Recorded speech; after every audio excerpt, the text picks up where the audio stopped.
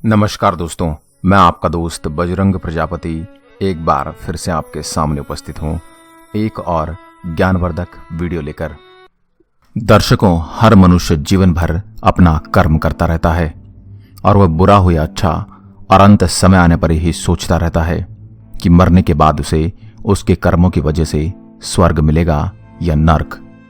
मनुष्य की यह प्रवृत्ति होती है कि वह अपने हिसाब से बुरे कर्मों की गिनती भी अच्छे कर्मों में करने लगता है और यह सोचकर प्रसन्न होता है कि मरने के बाद उसे अवश्य ही स्वर्ग मिलेगा, जबकि वह जानता है कि कोई भी मनुष्य अपने कर्मों के फल का निर्धारण स्वयं नहीं कर सकता, बल्कि मृत्यु के बाद उसके कर्मों के फल का निर्धारण स्वयं यमराज करते हैं। और वही बताते कि मनुष्य ने जो अपने जीवन काल में कर्म किया है उसके वो कर्म पुण्य थे या पाप, और फिर उसी के अनुसार उसे स्वर्गलोक या नरकलोक की प्राप्ति होती है। परंतु यहां सबसे बड़ा सवाल उठता है कि यदि किसी मनुष्य को मरने के बाद स्वर्ग मिलता है तो वह स्वर्गलोक में कौन कौन सी सुविधाएं का उपभोग करता है, और यदि किसी मनुष्य को नर्क मिलता है तो उसे कैसी कैसी यातनाएं झेलनी पड़ती हैं। दर्शकों, आज के इस वीडियो में हम आपको इसी से जुड़ी पद्म पुराण की कथा बताने जा रहे हैं, जिसका वर्णन यमलोक से लौटी कुछ कन्याओं के द्वारा किया गया है।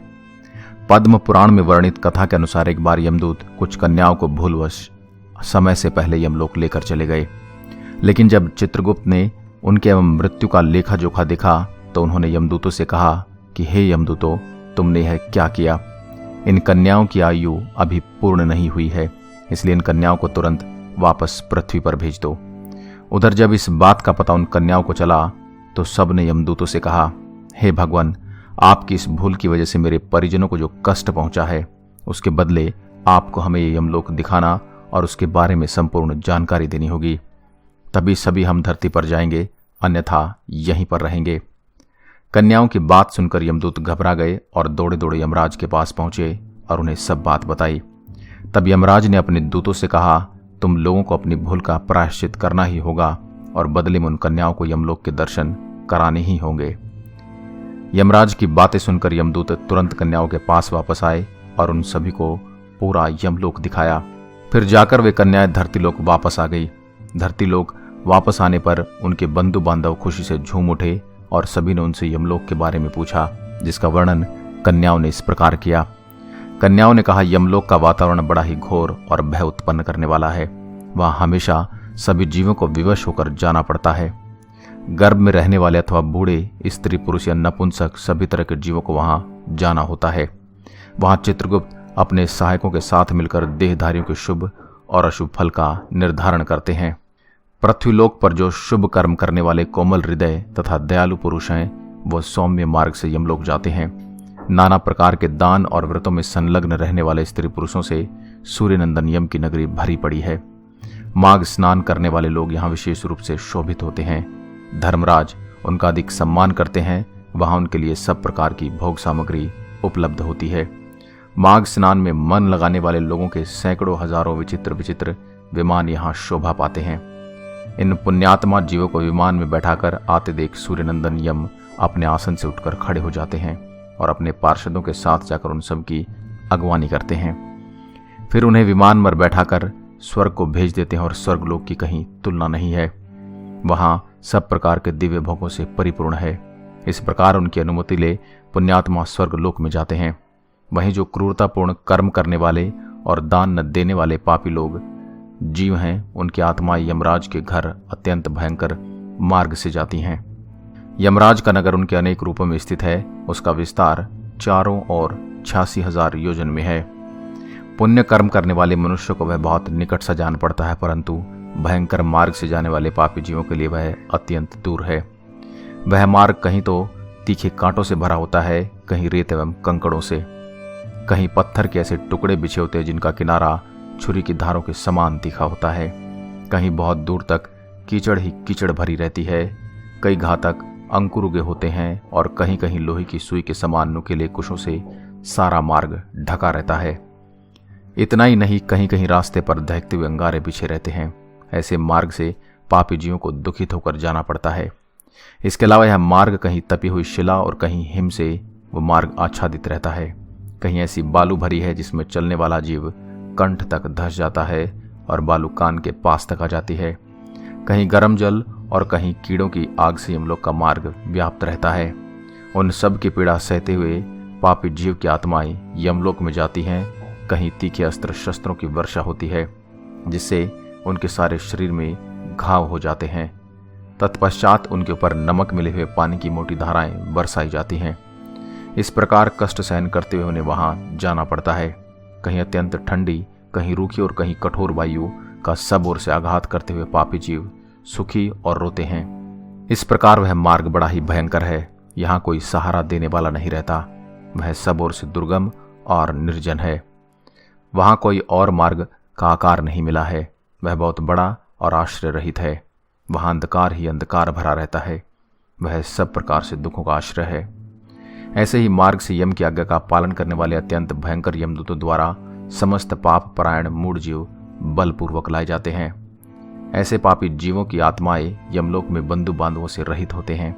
वे शरीर से दुर्बल और भयभीत होते हैं तथा शुदा की आग में जलते रहते हैं। ऐसे जीवों की आत्माओं की बाहें पीठ की ओर घुमाकर बांध दी जाती हैं और उनके हाथों में कीलें ठोक दी जाती हैं। साथ ही पैरों में बड़ी बड़ी बेड़ियां पड़ी होती हैं। कुछ दूसरे जीवों के गले में रस्सी बांधकर उन्हें पशुओं की भांति घसीटा जाता है और अत्यंत दुख उठाए जाते हैं। कितने ही दुष्ट मनुष्य की जीवा में रस्सी बांधकर उन्हें खींचा जाता है। किन्हीं की कमर में भी रस्सी बांधी जाती है। किन्हीं को भालों से छेदा जाता है। कुछ को बाणों से घायल कर दिया जाता है और इस प्रकार उन्हें विवश करके यमलोक में लाया जाता है। वे भूख प्यास से पीड़ित होकर अन्न और जल मांगते हैं। धूप से बचने के लिए छाया की प्रार्थना करते हैं और शीत से व्यथित होकर तापने के लिए अग्नि मांगते हैं। उन्होंने उक्त वस्तुओं का दान नहीं किया होता। वे उस पाथे रहित पथ पर इसी प्रकार कष्ट सहते हुए यात्रा करते हैं। इस प्रकार अत्यंत दुख में मार्ग से चलकर जब वे प्रेतलोक में पहुंचते हैं तब दूत उन्हें यमराज के आगे उपस्थित करते हैं। तब यमराज और चित्रगुप्त उन पापियों को धर्मयुक्त वाक्यों से समझाते हुए फटकारते हुए कहते हैं कि ओ खोटे कर्म करने वाले पापियों, तुमने दूसरे के धन हड़प लिए और सुंदर रूप में घमंड में आकर पराई स्त्रियों के साथ व्यभिचार किया। मनुष्य अपने आप में जो कुछ कर्म करता है उसे स्वयं ही भोगता है। फिर तुमने अपने ही भोगने के लिए पाप कर्म क्यों किया और अब अपने कर्मों की आग में जलकर इस समय तुम लोग संतप्त क्यों हो रहे हो। इतने में यमदूत कुछ राजाओं की आत्माओं को लेकर यमराज के पास पहुंचे। तब यमराज ने उन आत्माओं को देखते हुए कहा, देखो दुरात्माओं, ये राजा लोग भी अपने भयंकर कर्मों से प्रेरित हो मेरे पास आए हैं। इन्हें अपनी खोटी बुद्धि और बल का बड़ा घमंड था। ये दुराचारी राजायन अपनी प्रजा का सर्वनाश करने वाले हैं। ये थोड़े समय तक रहने वाले अपने राज्य के लिए घोर पाप करते हैं। इन सभी ने राज्य के लोभ में पड़कर मोहवश बलपूर्वक अन्याय से जो प्रजाजनों को दंड दिया और इस समय उसी का फल भोगने यहाँ आए हैं। अब इन राजाओं से पूछो कि उनकी राज्य कहाँ है और कहाँ गई वो रानी जिनके लिए सब पाप इन्होंने किया। इस प्रकार राजाओं से धर्म की बात कहकर धर्मराज ने अपने दूतों से कहा, तुम इन राजाओं को पकड़ कर ले जाओ और क्रमशः नरक की आग में डालकर इन पापों से शुद्ध करो। तब वे दूत शीघ्र ही उठकर राजाओं के पैर पकड़ लिए और उन्हें बड़े वेग से आकाश में घुमाकर ऊपर फेंक दिया। तत्पश्चात उन्हें पूरा बल लगाकर तपाई हुई शिला पर बड़े वेग से पटका। शिला पर गिरने से उनका शरीर चूर चूर हो गया। रक्त के स्रोत बहने लगे। इसके बाद पापी की शुद्धि के लिए उसे नरक के समंदर में डाल दिया गया। इस पृथ्वी के नीचे नरक की 28 कोटियां हैं। वे 7 के दल के अंत में भयंकर अंधकार के भीतर स्थित हैं। उनमें पहली कोटिका का नाम घोरा है और उसके नीचे सुघोरा की स्थिति है। तीसरी अति घोरा, चौथी महाघोरा और 5वीं कोटि घोर रूपा है। छठी का नाम तरल तारा, 7वीं का भयानका, 8वीं का काल रात्रि और 9वीं का भयोत्कटा है। उसके नीचे 10वीं कोटि चंडा है। उसके भी नीचे महाचंडा है। 12वीं का नाम चंड कोलाहला है और उसके बाद प्रचंडा, नरनायिका, कराला, विकराला और वज्रा है। 3 अन्य नरकों के साथ वज्रा की 20वीं संख्या है। रौरव से लेकर अविचित तक कुल 140 नरक माने गए हैं। इन सब में पापी मनुष्य अपने अपने कर्मों के अनुसार डाले जाते हैं और जब तक भांति भांति की यातनाओं द्वारा उनके कर्मों का भोग समाप्त नहीं हो जाता तब तक वे उसी में पड़े रहते हैं। इस प्रकार कलेश सहकर जब वे आत्माएं प्राय शुद्ध हो जाती हैं तब विशेष कर्मों के अनुसार पुनः इस पृथ्वी पर आकर जन्म ग्रहण करते हैं और ऋण और झाड़ी आदि के भेद से नाना प्रकार के स्थावर होकर वहां के दुख भोगने के पश्चात पापी जीव कीड़ों की योनि में जन्म लेते हैं।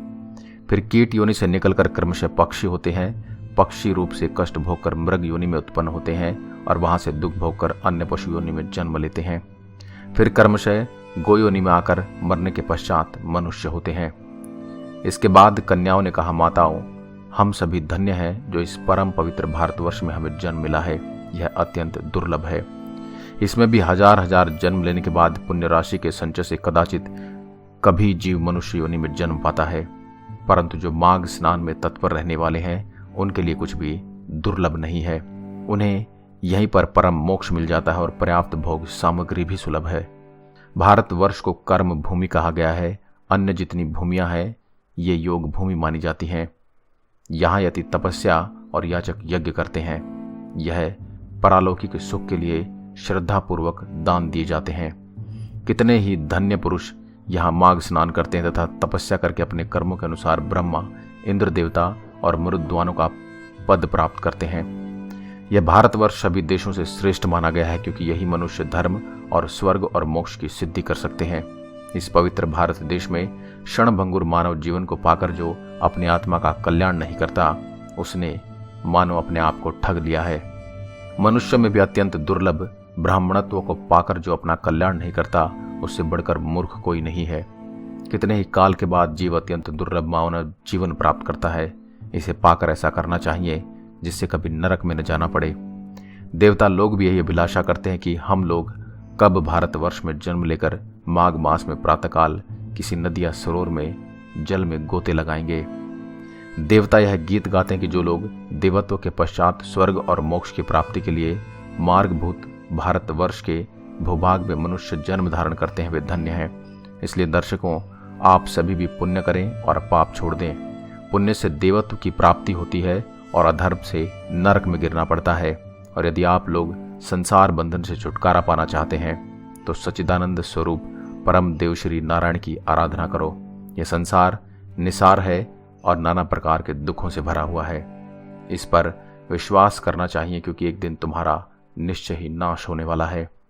इसलिए सदा ही विष्णु की आराधना करते रहो। यही अंतिम मार्ग है आपको अपनी मुक्ति पाने का।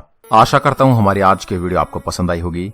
ऐसी अन्य वीडियोस देखने के लिए आप हमारे चैनल शब्दबाण को लाइक करें, शेयर करें, सब्सक्राइब करें और साथ ही बेल आइकन जरूर दबाएं ताकि आने वाली हर वीडियो का नोटिफिकेशन आप तक पहुंचता रहे।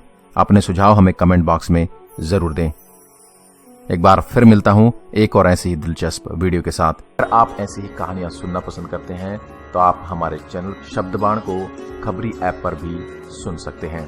उसके लिए आपको खबरी ऐप को डाउनलोड करना है और हमारे चैनल को सब्सक्राइब करना है।